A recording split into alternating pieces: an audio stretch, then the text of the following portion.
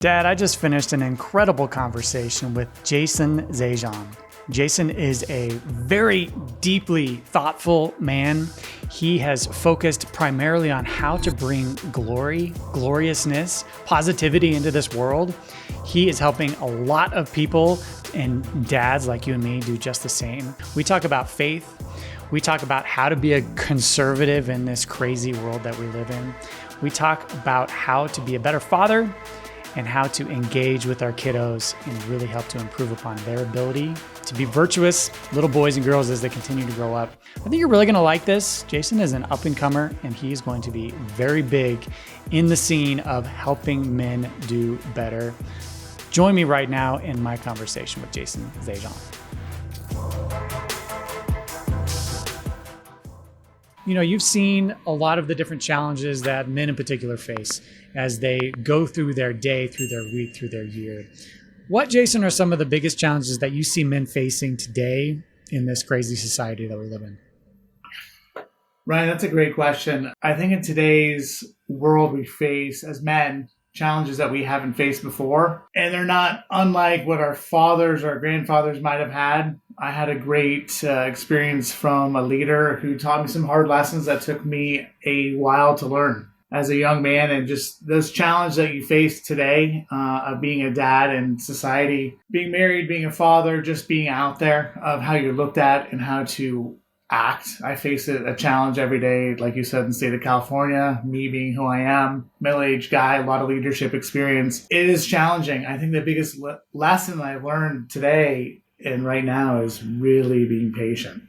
And when I say be really patient, it's not just taking the Elon Musk 12-second pause before you answer a question. It is knowing that this day too shall pass and tomorrow will happen again, and just keep putting your best foot forward. And that's what I put out there for being glorious. It's just being glorious in your moment and trying to spread that message of kind of the glory of God, of what would Jesus do a lot of times. Absolutely.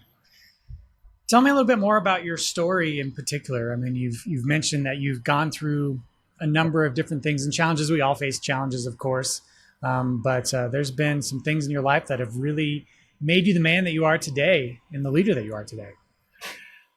Ryan, that's a good point. And when you and I were chatting before, and I was kind of bringing this up, and this has kind of been a 10, 12-year process of learning, what kind of different dad am I? I started off being a dad fairly young, 23 years old, having 3 kids and having a blast, not knowing I was ever going to be a dad when you're younger, and then it comes into your life. The challenges it faces when you're, still being a fireman and having other jobs and balancing all that stuff. It's the best job in the world. I tell it to every dad that I meet. And it's one of the things I'm super happy to do is every time I see a young dad on my block, and there's lots of kids around, so I kind of feel like a grandparent now, of talking about that and facing those challenges. But I think one thing in particular, what you're talking really about is my own instance, which is not uncommon or unique at all in today's world, is getting divorced and being a divorced dad.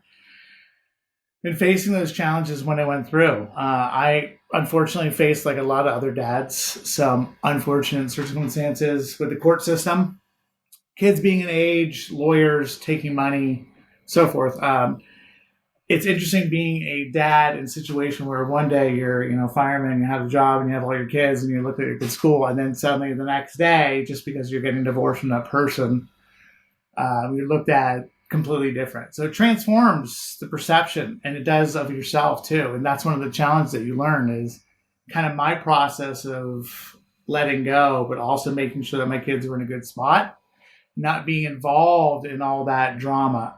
Unfortunately, they did, and you got to kind of let it go as you take that process to not internalize it. I, along with a lot of other dads, was self-sabotaging at some points, and you get over that and you figure out what is best for you in the long run and making sure that your kids are set up for success. But I think the biggest thing I've gotten at my age, I'm 52 now, is learning that having kids and children in our society is number one, and teaching them in all different ways, whether you're with them or away from them, and really really embracing that time that you have with them and knowing that it'll come back around. So it's one of the things I face. And one of the things I always want to tell other dads that are going through it is, I hear you, brother. It is a difficult process to go through getting divorced as a dad or even a mom, even with the best intentions on both sides, not wanting to get those kids in there. So my advice and praise to people that are going through it, really, Ryan, is this day too shall pass, and you'll get through it and make it happen. So with that, my biggest thing is just being glorious. And I started that whole process of reconnecting with different people and opening those doors of like, what are you glorious to? So, and it's a perfect transition, Jason, when you're talking about being glorious and having a glorious day. I'll share this real quick. You have such cool motivations that you talk about and post all the time, right? So here's your glorious day. Let's see, I've got another one right here.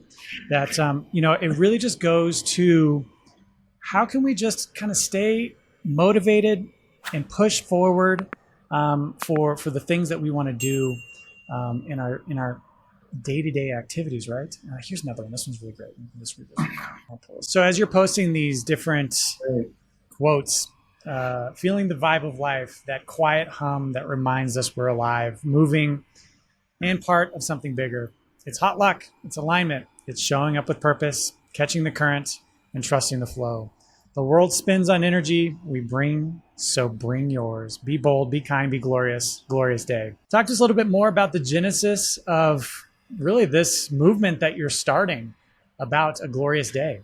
I love it because I think if you can see me smiling, right? So I think when you bring that gloriousness to other people and you talk about it, it's a catchphrase, but it's also kind of an attitude, right? So when you're meeting someone or you're talking to them, I guarantee you everyone has a glorious moment in them, right? Everyone that you meet has some kind of story. And you and I know this from being in the fire department, the guy that you're picking up at the side for the 5th time and you're giving him, that person has a glorious moment, right? And all to my 8-year-old neighbor who comes home from school and talks about her field trip and planting a tree and how it's going to blossom the world. That's a glorious moment, right? And so to me, I was like, okay, how do I share those moments in being glorious, especially in today's world when there's so much going on around us and my political side, someone else's political side, whatever it might be.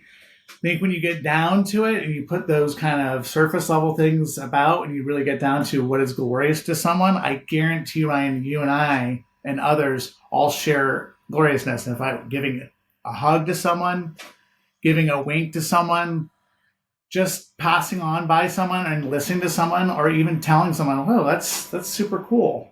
That's amazing." Acknowledgement on that. So it's more of just a positive message, but something that I bring into, it's kind of the being glorious to other people, and I got it through coaching swimming as well. Not being the 6'5" tall Amazon that had all that natural talent. So now when I go swimming and I see people that are my age or older, and they're struggling, and I say, how do you enjoy being glorious? And you're swimming, and they look at you like, what do you mean? I'm like, what's your flow like? And it changes the attitude a little bit. And so my thing, if I can change someone's attitude a little bit in what they're doing, and even my own, I mean, to be honest, it's really a self-reflection. A lot of times when I'm picking up my camera, right, and I'm looking at myself and I'm filming myself, it's usually in the morning. It's usually with my dog, Max. And I'm talking about how great the moment is, whether it's watching kids go to school, whether it's someone in a house or it's a field. And there's so many different things that we're missing in today's world. And I'm hoping that we can kind of reconnect with different people and seeing that through all different ages. So that's kind of the idea of being glorious, is really just embracing what we have to offer and give to other people and seeing how they can do the same thing with you. So it's kind of the pass it forward, pass it around kind of thing. There's so much negativity, Jason, in our world all around us. It's just this thick cloud. And having that positivity, being grateful, and passing along those glorious attitudes can be so profound. Something as simple as holding the door open for a woman who's trying to go into a restaurant, or, teaching your kids, why we tip at a restaurant. Or just telling a dad who's by himself holding his kid, actually being a dad. Dude, good job. Those kind of things are so rare, so overlooked, Jason, that it just never happens. And those little small things can really make somebody's day. I can't agree with you. And it's so funny because my wife and I are blessed on where we live up here in Sonoma County. We live in a new settlement and a new block, right? So there's a lot of houses and great neighbors. We have a lot of police. We have a lot of fire. We have a lot of young dads, right? I kind of feel like I'm almost a grandfather on the block. My wife and I have it set up on the porch for snacks, and all the kids come up, and we just go to watch other dads. And one thing that I've done, and I don't know if someone did it for me or whatever, but I love going to other moms and telling them, hey, I saw your husband playing with your son. What an awesome dad. And sometimes you get they look at you like, whoa, huh? And I go, it's so cool to see a dad playing, and hanging out with the lesson he learned and actually talk about it from a man's perspective of what that lesson was being taught to their son or daughter and how cool that was to see them interacting. I think if we can do that a lot more for other dads and give kind of that stamp of approval, that gold star that they need. And it's one of the things that's often missing. And it's funny, Ryan, you mentioned this. So I'm 52. My old swim coach is 70. He's acclaimed. He coached a million different people. And I went on a hike with him not too long ago. And he was talking about success of people that we've had on our team. And, one of the guys is about to become the CEO of Apple, right? So there's a lot of other guys on there. And he asked me, he said, what are one of the lessons that you learned from me? This is years later. This is 30 plus years later, and I still had all these lessons. I said, one of the lessons that he told me was, I think I was a senior in high school and I was getting ready to go to college, and he said, I'm going to give you a pat on the back because this might be the last one you're going to get. And he said it to all the people on the team. He said, look, you go on to college, you might be successful, you're not going to get a lot of pats and backs. And he said to a lot of the other dads, and he's a new dad, and he said, dads, we're not going to get this. Men, you're not going to get this a lot. You're not going to get a pat on the back. You're going to get yelled at for all the things you did wrong. And it's interesting, that conversation piece and how we talk to, and I often talk to other moms, and I talk to them about dads and stuff like that. And I say sometimes how they're doing it, just because they're watching, doesn't mean they're not thinking about something. They're just being patient and seeing how they react. So it's that dad thing of how we're looked at a little differently. And I think by another older dad sometimes, if you praise other dads without them being around to that person and really give a one-on-one, that to me is being glorious for telling them, hey, I saw this and that's a great job. I saw a post that you did about Charlie Kirk, and you brought that up. And you said it's time to talk about it because you're not going to wait to get home to the news. I mean, and you and I are very well aware because we both worked at a company that delivers things just as quickly as anything else. And a lot of it is false, right? And how it comes out. And so what is that truth? And you're trying to, and I applaud you of saying, versus just go to the computer and look it up. Oftentimes you get that, how was the Golden Gate Bridge designed? Go to the computer. It's like, well, I'd love to hear a dad's story of how it was actually done and how that it's actually done so you can actually hear it. And I think in our society, a lot of times, dads like you and I, when we're given a chance to tell that story, it's absorbed. It's absorbed a lot, and it's really fun to see. So it's great connecting with someone like you and knowing that there's other dads like you. And I've seen some of your podcasts as well with other guys talking and stuff like that. And just not trying to be a male machismo, but being a strong figure, and being the person who's talking about what the truth is. And sometimes that's difficult. And oftentimes in our society, after we have to absorb stuff, the difficult stuff, as dads, we have to grunt it on. So it's interesting, and I talk about being glorious in the moment. I bring that up, and I bring that up to a lot of other dads and stuff like that. Like, hey, you're doing great.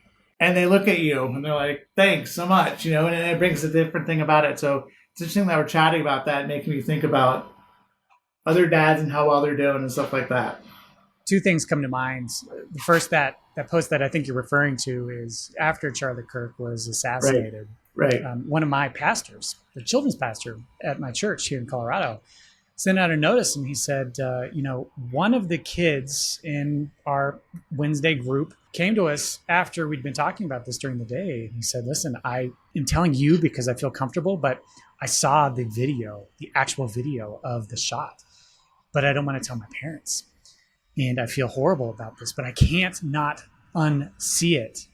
Right. And that very moment scared the heck out of me in particular, because there was a very good chance, and there still is a very good chance, that our 8, 9, 10, 11-year-old boys and girls have seen that, are going to live with that visual in their mind, and they're not going to talk to their parents about it. So those are the kind of things where, be open, be honest, be communicative with your kiddos. Ryan, I can't agree with you even more. I mean, just technology where it's at right now, it's changed the game from when you and I were kids working in emergency services to what you and I are doing right now. We're chatting over the internet. We could be anywhere in the world. What kids have access to, and if you're not being diligent and talking to them, because I guarantee you they're finding stuff that you and I aren't even thinking about, that their friends are telling them about, whether to their own accord or not, because they have cellular devices. So being a dad and what you're talking about, like, that resonated to me. Is like, instead of just watching the news, you were like, okay, let's talk about this. Yes. What does it really mean? What did you really see? And continue that conversation, because that conversation has evolved, right? Like, you talk about where it's gone from now and the current state events. And I think being a dad, I'm sure you get this a lot, is because technology has changed us so much and continues to change us. And now, even with AI, it's corrupting those devices, right? So being diligent, I'm expecting that our government in place is making some of those changes, and hopefully they are, right? But it really comes down to they can or can't, right? I mean, the government can have a law for your kid not to steal, but it's up to you to teach your child not to steal, right? And face those consequences. So I almost feel like it's coming around a little bit more full circle in terms of being in touch with people. And my challenge to a lot of people times, and it's funny when I'm out and about and I'm hanging out with their kids, is a lot of people on my block are like, I never see you on your phone. Yeah, I never see you on your phone. I'm like, you know what? Because it makes a big difference when I'm connecting with them. And you're connecting as a dad out there. And I think a lot of times that if we don't take that pause, if we're not really connecting, we're going to miss out. And I talk to kids and adults and other dads and stuff like that, and other moms too, about kind of embracing the moment and like asking a challenge. Like, hey, when was the last time you went an hour without your device? Oh my God. And it's like, and I always say this, I'm sure you say this, you're not really responding to a 911 call. So you don't really need that. Exactly. Exactly. I mean, Ryan, I have a question for you. So what are some of the things that you've seen from kids, your own kids and their friends, about when you spread that kind of idea of being glorious, or like you're kind of spreading that positive? What are some of those things that you see as a dad that make you reflect and go, you know what, that's absolutely right. It's the way to do it. The things that I see in particular, and you mentioned it offhand, is I always, and I'm super guilty of this, I always have this AirPod in. I'm always trying to learn, listening to podcasts, trying to improve myself. And my kids always see that, right? So the challenge that I face quite a bit is being present enough, Jason, to when my little girl who's 4 is pulling on my pant leg or asking me that same question for the 5th time across the room, to physically pull that out, get down to her level, engage with her, and have that dialogue, because that is such a significant challenge, and they remember those little things. So that's something I try to work on every single day when we're doing those things, and that compounds on it, right? Then her brothers will engage with her more and support her in her needs. So it's one of those small things. Just being present is really what I'm finding in particular to that question. That helps. Right. Good for you. Ryan, that is the hardest thing to do, is be present in that moment and just kind of locked in. And especially with young kids, once you can lock yourself in, I've always found talking to my neighbors and God bless their souls, because they have so many kids in my block that I'm blessed with kids, they're knocking at my door all the time. What do you got for snacks? And I'm finding myself going to Costco to like, oh, let's get these certain things for the kids in the block. Because you do lock it in with them and you start to learn things, and it makes you really appreciate things when you slow it down a little bit. And that's one of the things I was talking about at the beginning, was kind of finding things that are glorious in the world all around us, that we maybe sometimes have missed out on a little bit because we're so connected with the ear. I mean, I have the watch, this and that, and you're so connected when you're not. And you're going to walk around the lake, and I go on with my dog, my wife, and you're up there. Yeah. You're just kind of connecting to other things. And I think as men, women, just as human beings, especially as dads, as we get overwhelmed because you can have this or that. I mean, and beginning dads are always financially stressed. So I've actually watched some of your podcasts on financial stuff, and I was really interested in talking about that, because it's one of the things I think that maybe dads feel a burden, and I knew I did when I was younger. Like you suddenly are like, holy shit, look what I have going on. I got to pay for this. And, the first time you go to the orthodontist, you say to yourself, no wonder, he's driving a Mercedes and going to Hawaii and having a condo and all this kind of stuff. And so I love when you were talking about being a dad, those kind of things. I know that's a big burden, right, of being financially stable, having this and that. And I was watching you talk about crypto, right? And I was like, oh, he's so right. If you don't have your house taken care of, if you don't have 0 credit card bills, if you don't have this, and one thing I added on there was like, I think a lot of things you find with beginning dads is the not knowing how to get by, right? Like not knowing. And I'm dealing with this with my 25-year-old stepson who just came back from the Marines. He's a great kid. Great son, right? He's got his thing going on, but just chatting with him and the information. But it's interesting how you're chatting and you're talking about things that they have access, but you're talking about the power. And so one of the things I did was, okay, my wife and I, he needs to get a new car. Let's show him how it's done. And because we have that, that 850 credit score and and you have the power of like how it works and the benefit. And then when you're talking to someone, asking a guy, hey, if we had a bad credit score and we had no money, what would it take? And the guy's like, first of all, you wouldn't be buying this car. But second of all, this is how much it would have costed you, right? And so you're like, oh, and so that's a learning lesson that you learn. And there's so many different things that we have today to teach that I think I see so many people missing out on. They're not teaching those basics that we can have. And if you watch shows like Survivor, whatever it might be, you see a lot of these basics. And like you talked about, holding the door for someone, just pointing out to someone if they're having a stressful time. Like you can learn a lot when you're eating food with people, right? Like your server looks stressed and you stop them and you say, you okay? Like, oh, I'm super small. It's okay. Take a deep breath. Nothing's going to happen. So it's an interesting process. And I know that you learn a lot, like you said, with your 4-year-old sitting down and you taking out the earbuds and you're like, okay, let me connect on her level. And whatever she says, I'm sure you're like, okay, that sounds great. It's important to her. Yes. The burden you speak to is profound. And I know that every man, especially every father, feels, but it's a quiet burden, right, Jason? It's one of those that we can't talk about. We especially don't talk about it to our wife, to our kids. We oftentimes don't have guy friends around. We don't necessarily have a tribe because we are just trying to subsist. We're trying to pay the bills, pay the mortgage, right, get up every single day, support our wife as much as we can, go to work, come home, and then do it all over again. And that monotony can really challenge. And I would submit that there are a lot of men today that are really struggling inside with that burden. So to your point, as we started off with this, if you talk to his wife and say, hey, I saw him, he did such a fantastic job with the kiddos that day. She is going to now turn over and tell her husband about that.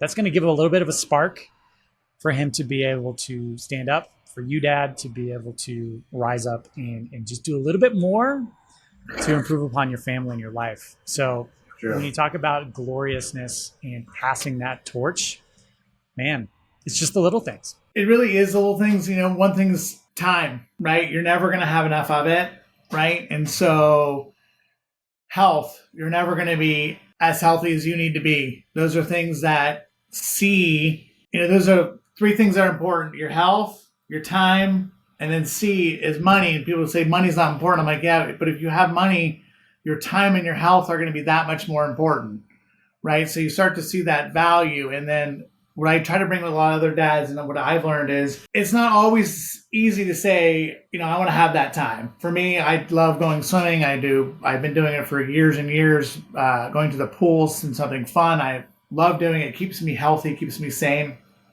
I think for a lot of dads, today's world, if they're not taking that time to really do something that they enjoy from when they were a child or they're an adult, whether it's a hobby, whatever, it makes them feel like a man. It makes them feel good about themselves. And I'm not talking about being on social media or on your phone or distracted. I'm talking about something that's physical that they enjoy doing, whatever it might be. And I'm talking ping pong from whatever it might be. That I see as an output. And I see a lot of dads, if they get back into that, it grounds them and also shows them that the circle force around them.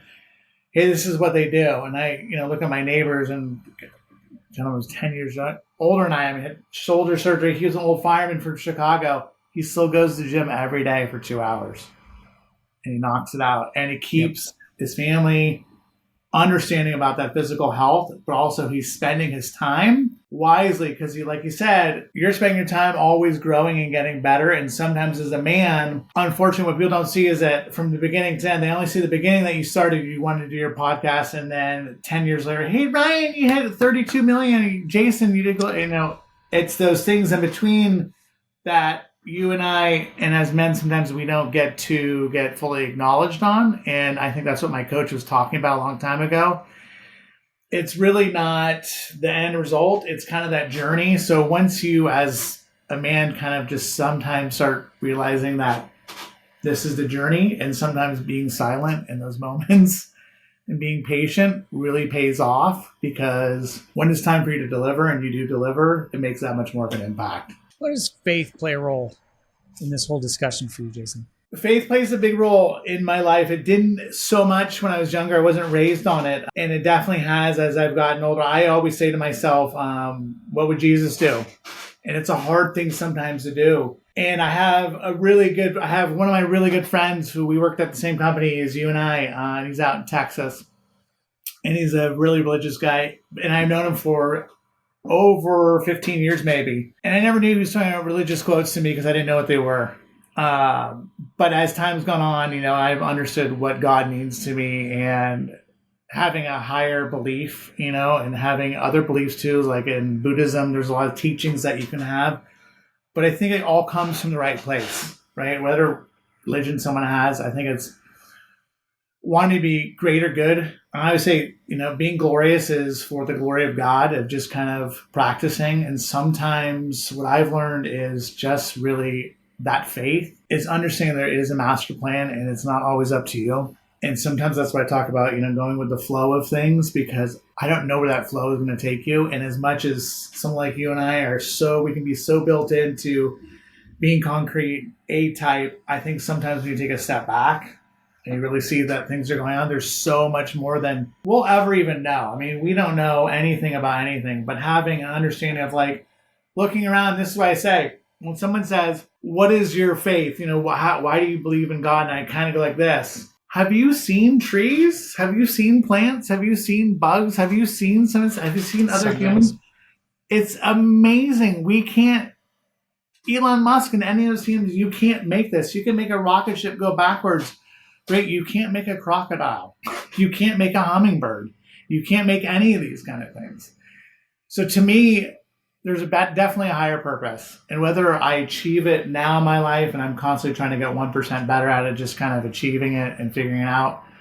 But like you said, being patient. I think what would Jesus do a lot of times is when my doorbell is rung and I was about to go out to the gym to go swimming, which is my favorite thing in the world, and having my neighbor come over and say, hey, I want to talk to you about doing my homework. That's a moment, you're not going to get it back, like playing with your 4-year-old. And sometimes you go, wow, this is grateful. And you got to be grateful for it, because you never know when it's going to end. And I say that a lot. I think, hey, this could be the end run. Let's enjoy it for what it is, but also just kind of be in it to absorb what's going around us. So my faith is around that.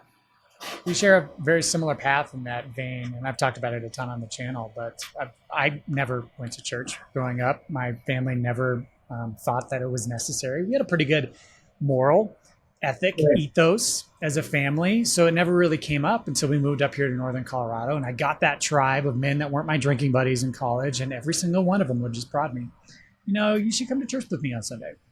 And it's super uncomfortable. The first time I went in, still every time I go in and they do their praise and the worship and the songs in the beginning, everybody's raising their hands. It always feels so uncomfortable. And when we sit down, Jason, and that pastor comes up and starts speaking directly to me about the challenges that are happening in the world, about the things that I can do to improve upon it, man, that resets you for the day, and it sets you up for success because there is that higher calling, that higher purpose. So it's really profound, and we talk about it a lot on this channel because I think it's really important. Dad, if you've never been to church, give it a shot. It may seem weird at first, but at least you're going to learn something during that sermon. And I think really too, Jason, and this comes right back to your glorious day ethos, is what do we do when we pray? We thank Jesus. We thank the Lord for what he gave us today. So those type of things are exactly what you're talking about, and just professing it in a more direct way. And it really has a specific alignment from that perspective. It's kind of profound. Like you, I didn't grow up into church. And so sometimes I had been to church. I've been to different churches with friends of mine. And I actually relate a lot to a friend of mine, Mark Rainey. He's out in Texas and he sends me a lot of stuff all the time. And it's quite glorious to see. And he knows my journey in life, and he's had challenges of being a dad, just like you and I, and a million other things. And he's always hopeful, and he's been kind of a guidance along the way of certain ways. Sometimes when you can kind of laugh at it and say, Jesus has a funny sense of humor, that's a good one. Or you say to yourself, and God, it took me 10 years to learn that. And you're like, why 10 years? That seems so long. I think, is that really long? 10 years? Or is it just how long it took me to learn something, right? So like embracing that kind of, that way, that life of just kind of, a lot of times just put your hands up. And I found myself disconnected from a lot of people that I used to be connected with because it's not the same lifestyle and same mentality. And that's okay, right? Like you figure people come into your lives for whatever reason at a certain time, and you figure it out whether you stay in there forever or not. Maybe you'll get reconnected at another point. It's that expression, like, let a bird go. If it comes back, it's meant to be. And if it doesn't, it's not, right? It's not always like my dog Max is sitting right here who will follow me to the end forever, right? Just because he knows I'm going to feed him and love him and hang out with him, right? But you take that same thing, and a lot of times I walk with my dog, or I think to myself, is this other being teaching me all these lessons that I need to teach other people? And is that the right path to be taking? And I believe it is. I really believe it is. And I believe sharing that with other people and knowing that, hey, whatever past you had and where you want to go. And like you said, you belong into a men's group, whatever group someone belongs to, whether it's you're going to a swimming pool and you see the same people all there all the time, and they, I have friends there that have seen me for a decade. Older gentleman's probably 75 years old, and he's every time, Jason, you're the best swimmer. And he introduces me to everyone. I think, okay, this is like the grandfather, or this is the dad that I didn't have, and these are the things I'm getting. And I think to myself, oh, maybe this is something I wasn't expecting. Like, take in for a second this older gentleman I've known for a long time, who I've never asked, and he's just seen me for who I am. He's doing what I'm doing. He's just doing it subtler. He's just talking to his friend over here saying, have you ever seen Jason swim? He's the best. And he gives me that praise, and you're like, oh, he's doing what I'm going to be doing to that 12-year-old I see in the lane next to me. And hopefully that 12-year-old does to an 8, you know what I mean? And goes on and on. You think, wow, in today's environment, you turn on the news or anything like the media, there's so much negativity and things that will lead you down that spiral. And I think if we jump off that, recognize that's there. You and I have seen that in the fire department. We've seen the worst of the worst. We know it exists. We know that devil is out there, and he has a good time, and I'm sure it's a total party, but that's not where you want to go, right? And so as I continue to learn more on different sayings, things that attract me to, kind of God and religion and Jesus, and I go back to what would Jesus do, right? And if you take that on in a way that I take it on and say, what would Jesus do in terms of, I have someone here on the shoulder, I'm recording it, I'm thinking about it, I'm being in the moment, I'm going to be okay with this, and this too shall pass, but be the glorious that you can, right? So, and it's not always easy. Sometimes when I'm trying to be glorious, it's because I'm truly not, right? And you fake it till you make it, but you change it around. Even my wife will say, just put on a smile. And I guarantee if you see your own smile, you're going to see someone else smile back and pass it on. So that's kind of my thing with religion. And you can take that to any religion, to any way. And you feel about that. You know, like what's the greater good of everything? Yeah. Pivot a little bit. Sure. When Charlie Kirk was assassinated, it really hit me hard. I remember talking to my wife about it, thinking, Alex's stepbrother passed away the summer before, and it was challenging. It was hard. I almost felt guilty because I didn't feel the same sadness when comparing the two. I felt much more sadness and a visceral pain with Charlie Kirk. And it really came to me that, he was me, he was you. He was a lot of us in trying to espouse virtue, learning the true, loving the beautiful, doing the good. I've changed my complete focus, and I am no longer afraid, Jason, to say that, yep, I'm a conservative. I was silent all the way up until about 6 months ago from that perspective because I was so afraid. But when we talk about, Dad, you're watching this, you're in the corporate world, you're still a little skittish. How do we, Jason, as conservative men, subtly start to showcase the virtue, the ethics that we hold true from a conservative perspective in this crazy corporate world that we all still live in? Ryan, that's I'm glad you pivoted because it does make sense. It still is in the same realm of being good. And that's why I think you brought it up. And maybe I had thought about that probably also because kind of knowing who you are and stuff like that. I had known that, but not probably coming out. And as funny as it is, I was not a conservative or labeled a Republican or a Democrat when I was younger. And I think it's an interesting perspective because coming from Northern California, but also coming from a dad that was a colonel in the military, right? So very militaristic, just a single dad, no mom. When I was younger, and having that, I guess, very conservative, obviously knowing who Ronald Reagan is, but also living in West Marin, which is very liberal, where you see people that have two moms or two dads or stuff like that. So you see, and also being from the Bay Area, right? You see a lot of, I hate to say it, weirdness that is normalized, right? It's not me. It's not what I'm about. It's not at all. So until really I call the new Republican Party came into place, I was no part of it. And in fact, when I met my wife, she was like, what, you're not a Republican or Democrat? I'm like, no, I'm neither, because I didn't believe either. And a lot of times I don't believe a lot at the top end of it. But I think the conservative message today that's being brought out is very positive. And you see it even on shows of, hey, let men be men, acknowledging all this stuff that's going on in today's world. It is awkward, right? It's weird for a lot of guys like you and I and you and I have dealt with this being in EMS, and we've seen the weirdness head on. We've seen what the drugs can do. We can see what a mind gets and it's become to the point where you're like, hey, that's not normal. It's not right. And that's not okay to say that. I see that a lot with the DEI here in California.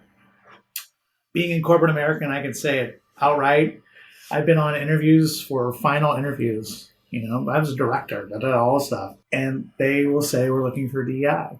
And I know they're looking right at me saying, oh, you're a Caucasian male. You're a leader. You're too dominant or this or that. And they are looking for someone who they want to fill a bubble in. And I just don't think that's right. And I think today's leadership and I think more conservatives should step out, especially in places like California. Pretty much all my neighbors are Republicans. They have American flags. I have 4 American flags. And there's nothing wrong with that. I back up and say, what's wrong with being an American? I was born here. And if you want to come here, that's fantastic. I love it. I have a lot of friends that have come here through legal channels and all that. And I say to myself, what would you want your country to be? I've served my country just like you have, being an EMS. I wasn't a veteran. My dad was a veteran. My brother's a veteran. So I give 1,000%. respect, and I love where our military is. My stepson here, who just came back from the Marines after serving for 5 years, he's a veteran as well. So I support our troops. I support everything that they're doing and stuff like that. I think where America is going right now, I'm positive towards it. I love it. I love to see that more dads like you and I are coming out in terms of just chatting and saying what is right and what's wrong and being okay with that. But also having some of those values that maybe our dads and through the time, they're good values to have. Holding the door open for your wife, like that. Those are good values. And they love it too. And I think just kind of see in today's world, especially, and here we are, 2025, almost 2026, and coming out of an election cycle that you're still seeing as of last couple of days, craziness happening in New York, not even believing it, but believing it because I'm here from the San Francisco Bay Area and I've seen it. I've seen what they've done. And it's a tragedy because you and I know just the homeless population, wherever you be, could be fixed if they wanted. But here's the reality. A lot of those people don't want it to be fixed. I think a lot of the truth has been not told, right? And a lot of the BS, I can't even imagine what the kids are getting at schools.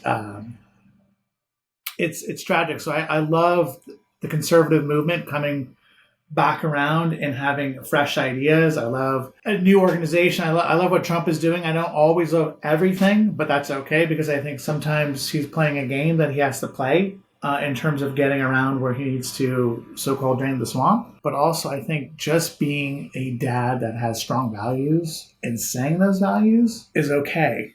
And here's what I say to other dads in moments like that. And I give an example. My wife and I are going through Home Depot and some type of person who's kind of a degenerate, kind of bumps my wife. And I just said to him, "Excuse me, sir." And he said, "You can't talk like that." I said, "You can't bump someone and not expect someone not to talk to you." And I think that kind of mentality coming back around of standing up for your rights and knowing what we're entitled to. And here's what I say, that if someone wants to do something to themselves with medical approval after being a certain age, because you can smoke, if that's what your belief is and you've gone through a diagnosis, I don't think it's normal. But it is what it is. But also I think it needs to be really looked at. We're doing things to kids that I can't even believe anymore. Like I'm hearing kids young that are going through transformations, and I don't agree with it at all. And I just say to myself, we should stop this. It's blasphemy. You can't hold a gun and go to war, but you can get a sex change. And I know it's been around for hundreds of years. Like I'm not stupid about that. I'm not naive in saying this is something new, but it needs to come to light and say this is enough with this crap, and it's not normal. I don't agree with it, and being okay with that. And if someone gets hot-headed about it, it's like, just have a conversation. And I think that's the point, that some people are not able to articulate back and forth, but it's a big thing. And that's kind of why I do the Glorious Days. And a lot of times what you don't see is me going around, and I should be doing it more, is seeing students around schools or something like that and just chatting with them and talking to them about different things and letting them know it's okay. And letting them know that what they're talking, what they see is not okay as well. And they can be on that. And so I think supporting them as a dad too, but also my hope is that we as Americans, as a society, but even California, where I live, Northern California, and honestly thinking about leaving the state because of this, the first time ever, because of the chaos that ensues. And it's not just the stupid high taxes. I mean, they're outrageous. I could tell you how much we pay for our house here in California. It's outrageous. But the mentality of what they're doing and not doing. And I think there needs to be more people like yourself. When I saw your Charlie Cook posting, I was like, good, great. I think I even commented right away. I was like, Ryan, good for you. You should be talking to your kids and talking to them about it and talking about the truth and why. And also what a dangerous precedence that sets for people that were jumping on board with that kind of mentality. You're like, whoa. This person was doing one thing but spreading good, and how dare you kind of go back? And it kind of makes you take a reset. But also, Ryan, I do believe this: there are certain battles, and as you know, as a former fireman, on going on certain calls, that sometimes you let the house go ablaze because it's lost. Oftentimes I find myself kind of picking those battles and understanding as this process goes through, like, especially DEI in California, of corporate America and how it's going right now and how it changes. I don't want to be at a company that teeter-totters on that. And I've actually been on calls with them and saying, you know what, I don't think you're right. Yeah. For me. And that's okay. I don't want to even waste my time being around it. I can tolerate it up to a point and listen to it. Doesn't mean I have to be actively involved in it. So, like, and I'm not trying to segregate, because I would have a conversation like Charlie would with anyone. I'm not going to be as articulate in him, but one thing I can do is have that strong belief in it. Do you have a belief in what you're doing is good or not? Right? Yeah. Like, and it comes down to that. And if it comes down to someone who doesn't really believe in what you or I kind of believe on the same basics of life, of being good to each other, then okay, good luck on your path. And that's kind of why I talk about being a glorious moment, is like, find those people. And I'm not here to dissuade everyone, but like, being a divorced dad, my thing would be to them is stand up for your rights. It's okay. Like, and it's going to suck going through the system, right? So like, sometimes you're going to be dissuaded, and like we had to for the previous administration, is hearing all this crap and all this bullshit and all this kind of like la-di-da, like whatever, like someone's the VP and they're a good leader. It's like, no, they're not. No, they're not. How dare you say they are? What have they done? Like, I know better leaders, and being okay with that and sticking up for it, and having people throw stuff at you, I guess, right? And being okay with that. So, yeah, that's my biggest thing about service today. Exactly. I'm fully unafraid to be very forthright with my kids now. And, you know, the examples are the people that we honor the most in the world, first and foremost, are our military. Tell them that all the time. Second, very close second, are our police. We trust, we espouse, we appreciate the police. I talk to them about that all the time. If they ask me, why is that one guy in a dress? I say, because that's weird. There's only a boy and a girl. And I just make it very matter of fact. When they see a little kid running around with a furry tail out her back, I'm like, guys, that's kind of weird, isn't it? Don't you think it's weird that she thinks that she's a cat? To make it just like, well, obviously that's weird, right? So then they grow up thinking that, understanding that, and hopefully that will stick. But, you know, thank you for that, Jason. I've got two other questions for you. But first, I want to share this, where people can find you. First and foremost, and we're going to grow this channel of yours. Here you are, Jason Zajonc. I'm going to subscribe right now to give you 28 subscribers, but I think you're going to start getting a lot deeper into this. I do hope that you start telling your message and your story for sure, more as we move forward. And people can find you where else? LinkedIn? You can find me on LinkedIn. You know, it's funny. I have like 18,000 followers now on LinkedIn, and I get messaged all the time, when you can start your page. And so for whatever reason, Ryan, honestly, I have equipment sitting up here, and I'm like, why am I not doing what Ryan's doing? Ryan's a smart, good-looking guy with good intentions. What could go wrong? Nothing. And so I started dividing into your thing, and I was telling my wife what I was doing today. And she was like, great, you get yours going too. So like, for the second person, I was like, and I think you're absolutely right, Ryan. And I ask you this, you know, what has been your kind of driving intention, like leaving today, say you and I never chat for the rest of our lives, and you're like, you know what? I'm going to continue on that, right? What gets you going, or like what inspires you? Like, one thing I always find out with amazing people that I meet, and I've had a great fortune. Like, if you look at my page, that's a page when I was like, I think 21 years old. And that story kind of was my glorious moment. And I forgot to even put it up there on that page. And it was swimming with a guy named Pablo Morales. He's a coach. He was a swimmer for United States Swimming. He won a gold medal. And as a kid, I had his poster on the wall. I swear. And he was an Olympic swimmer. And I actually got to swim with him at the Pan Am Games. I had gotten to the place. He had been retired. He came back from retiring. He was promoting a company, went to the Pan Am Games together. And I got to actually swim with him. So you can imagine my face when I was a 22-year-old, and I was turned around, and my buddy that I went to college was like, yo, this is Pablo Morales. And I was like, that's the guy who holds the world record. Holy shit. And he says to me, he goes, look, I know you're new, but you're going to be on my relay, so you better get up and going. So whatever inspires you to swim fast, you better make it happen right now. And he turns back around and goes, what inspires you to swim fast? And I said, you tell him. And he's like, that's all it takes. And I think kind of from that lesson was, you can have something that internally drives you. And in going forward with that. But I think what you're talking about really is what I like is that discipline, right? You're committed to your goal of being unafraid, but also talking to your kids and telling them the right thing. And I'm sure you already have, but kind of more diving deeper. And it's a show of strength, really, right? Like me continue on the glorious day, like you're talking about it, and just kind of going out to other people, but also reconnecting. And it takes a certain type of leader. And I know that you know this from being in the fire department, in your roles in corporate America. Sometimes in leader positions, they're not always given to us, or they're not always chosen, but they're given to us, not because we wanted them. And we often go, how did I get here? How do I have to talk to everyone and make sure, how do I have to be the bad guy? You're not really the bad guy. You're the voice of reason. And if you only hit one person in that room and 90 other people are screaming at you, that one person, what are they going to do? Because the 90 people, they're going to scream and huff and puff like a lot of Democrats do right now. They put down the bricks and they go away, like we're still doing the hard work. So I know that it's still early in the morning. Like, what am I going to do later in my day that is going to continue to challenge me? And I ask like you, like what continues to challenge you in your role of making this happen? Because I see what you're doing is awesome. And I see that in time, you'll be reaching more people just like myself, other people of the truth, really, and then are changing things, where they're going. And it's powerful, right? So I kind of ask you that same question. What inspires you, Ryan, to keep doing what you're doing?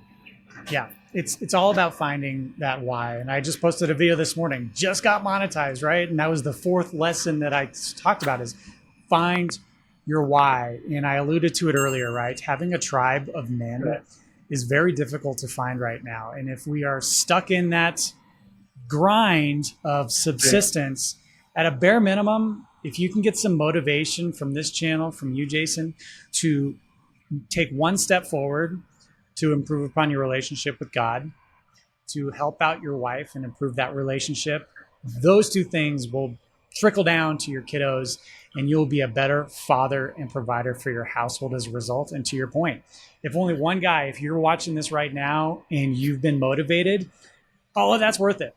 This whole thing is completely worth it, us spending this hour together. Awesome. Hey, Ryan, first and foremost, I want to thank you for your time. I've admired your strength and your courage kind of going forward for a number of years now. I know you know this because it's truthful. I was one of the first people on your podcast and checking it out and telling you to make it happen. Just what you do in life and what you're doing right now is commendable. So I pray to that. I pray to you and your family for continued success in what you're doing. So thanks for having me today. I look forward to being a guest sometime and seeing this comes out, but also making my glorious path and making it happen. So thanks again, Ryan. I super appreciate it, my friend. I got one more question for you if you got time. Okay. Last question. This will be a fast one. Sure. This is the diamond advice question. I have to ask it because I ask every single one of my guests the diamond advice question. Graham Cochran does it. I've taken a spin on it. So you've got how many kiddos again? I have 3 girls. 3 girls. They're all out of the house already. But hypothetically, they've forgotten every single lesson that you have taught them, Jason. Every single lesson as they're moving forward in life, except for one piece of diamond advice.